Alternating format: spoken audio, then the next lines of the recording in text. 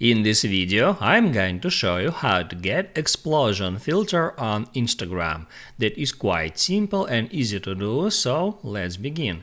Explosion is a pretty nice filter. You can hold down this button to record a video, and in any time you can by another finger just touch the screen to get this effect. And now when screen turns black, you can release your finger, and now you can see the result on my screen.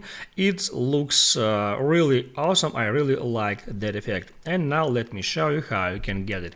So first, open up Instagram, then you can swipe over to the right to bring up the camera, and now you can first select any filter from your filters gallery and then hit on that name.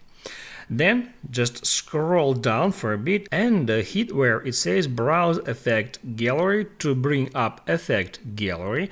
Now you can hit right here at magnifying glass icon and type in explosion.